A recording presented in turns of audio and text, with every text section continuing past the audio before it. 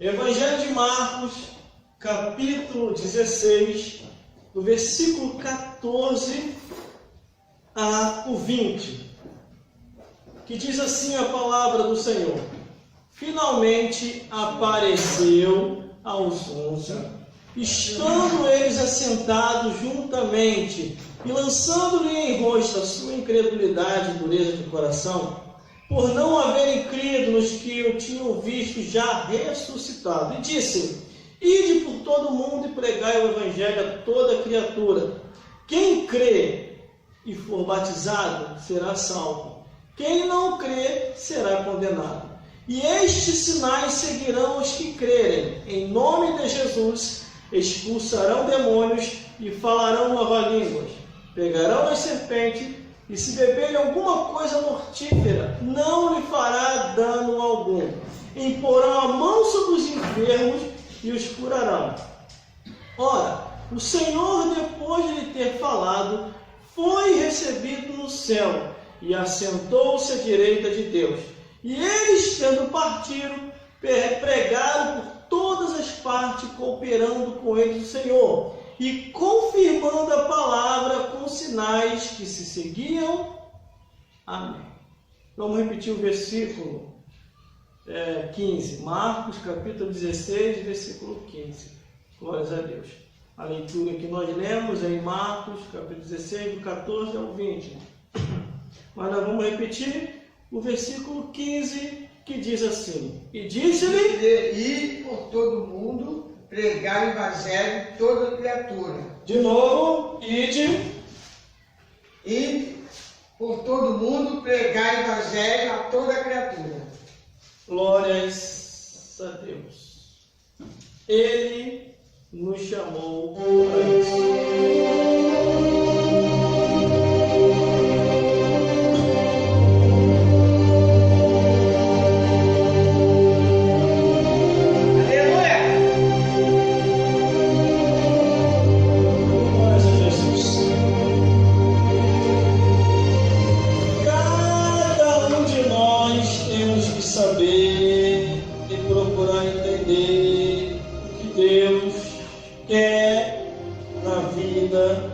Cada um de nós, enquanto ainda há tempo, enquanto estamos neste mundo.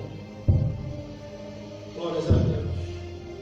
Ao ler aqui a Bíblia Sagrada, Ele intimou a cada um de nós com essa missão, para testemunharmos dele e fazermos a vontade dele, não nossa, mas a vontade de Jesus.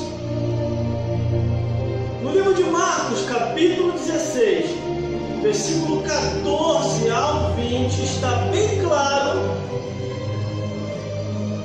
o que foi que Jesus veio fazer neste mundo.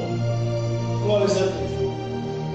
Jesus veio a esse mundo para poder salvar, libertar, curar, desprender, expulsar demônios, colocar Satanás para correr e dar essa autoridade e poder aos seres humanos que creem em Jesus. Glórias a Deus. E o interessante é que aqui no livro de Marcos, capítulo 16, do versículo 14 ao 20, diz que Jesus apareceu aos discípulos depois de ressuscitado. O versículo 14 é bem claro. Olha o que diz o versículo 14. Finalmente apareceu aos 11, estando eles assentados juntamente, lançando-lhe em rosto a sua incredulidade e dureza de coração, por não haverem crido nos que o tinham visto já ressuscitado. O que acontece aqui? Jesus, depois de ressuscitar, aparece a alguns discípulos, aparece para algumas pessoas, e essas pessoas vão até os discípulos de Cristo para contar o que aconteceu e o que eles viram. E os discípulos de Jesus, os apóstolos, não acreditaram que Jesus havia ressuscitado. Glória a Deus. Aleluia. Aí por isso que a Bíblia diz, finalmente apareceu aos 11, porque os 11 não estavam crendo que Jesus ressuscitou.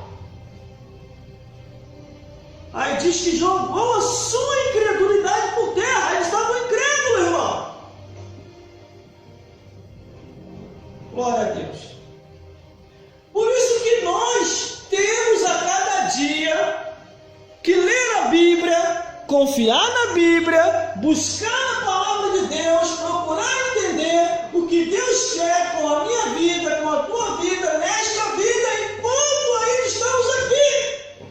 Porque Deus não chama ninguém em vão. Deus não traz ninguém à sua casa para perder tempo. Ele mesmo falou para os discípulos dizendo: semeei testemunha tanto em Jerusalém como em toda a Judeia. A nossa vida, nesta vida, é passageira, irmão. Hoje estamos aqui e amanhã, ou daqui a pouco, podemos estar do outro lado da vida. E no livro de Hebreus, capítulo 9, versículo 27 diz: está ordenado morrer uma vez só e depois disso o juízo. O juízo é estabelecido após morte.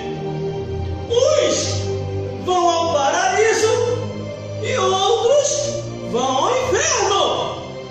Uns vão ser recompensados e outros vão ser condenados. Só que a nossa obrigação, a obrigação de todo pastor, de todo evangelista, de todo missionário, de todo obreiro, é pregar a palavra de Deus. Aleluia.